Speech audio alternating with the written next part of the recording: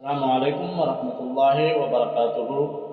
اسلام studio one میں سب دوستوں کا میں شکریہ ادا کرتا ہوں، آپ ہمارے چینل پر آئے۔ آج کا جو واقعہ ہے، اگر کوئی شخص یتیم کا سہارا بنتا ہے تو اللہ تعالیٰ ان کا سہارا بنتا ہے۔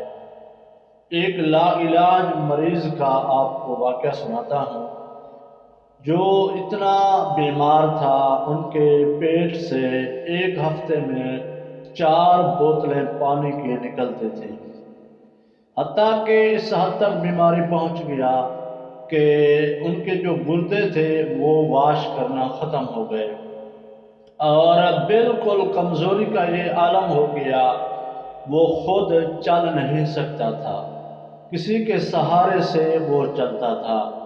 تو ایک دن وہ اپنی گلی میں بغیر سہارے سے چل رہا تھا، تو چودھری صاحب نے دیکھا تو حیران ہو کے ان سے بات کی، کہا کہ یہ کیسا معجزہ ہے، آپ تو چل نہیں سکتے تھے، اب خود چل رہے ہو، بغیر سہارے سے جا رہے ہو، چہل قدمی کر رہے ہو۔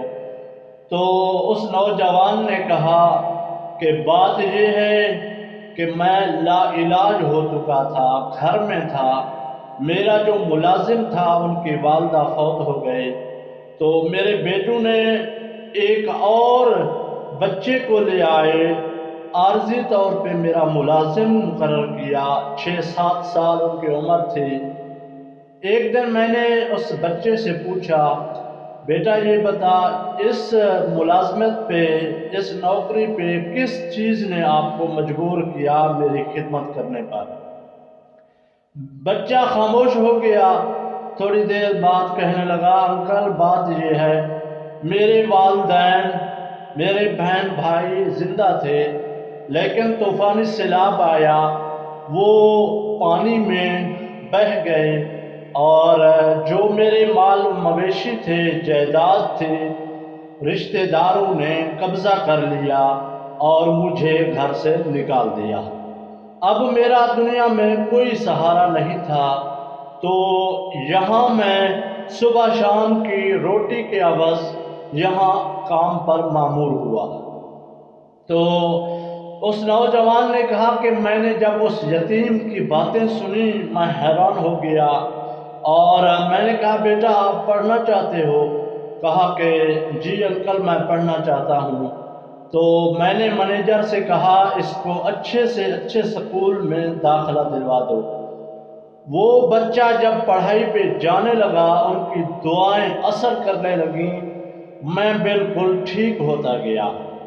3 سال کا عرصہ گزرا، اب میں بالکل ٹھیک ہوں، خود چل سکتا ہوں۔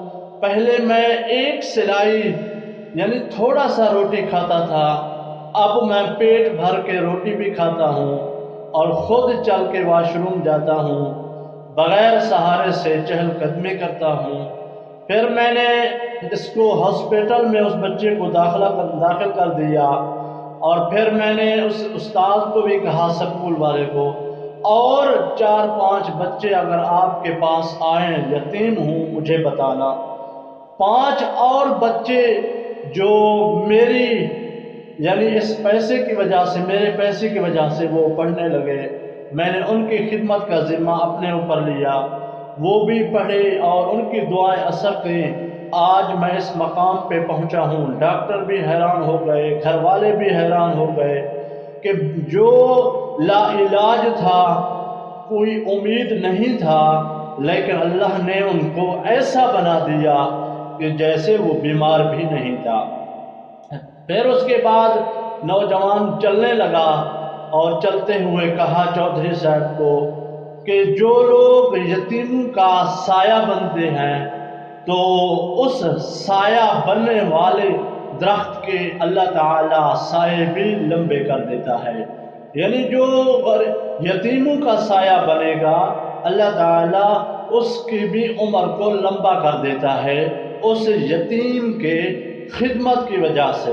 اللہ تعالیٰ سے دعا ہے اللہ تعالیٰ ہم سب کو یتیموں کی خدمت کرنے کی توفیق عطا فرمائے، آمین۔ آج کا جو واقعہ آپ نے سنا اگر اچھا لگا تو کامنٹ سیکشن میں ضرور اپنی قیمتی رائے دیجیے گا۔ اگر چینل پر نیو ہیں تو چینل کو سبسکرائب کر لیں، لائک بھی کریں اس ویڈیو کو، تو دوسروں کے ساتھ شیئر کر دیں۔ السلام علیکم ورحمۃ اللہ وبرکاتہ۔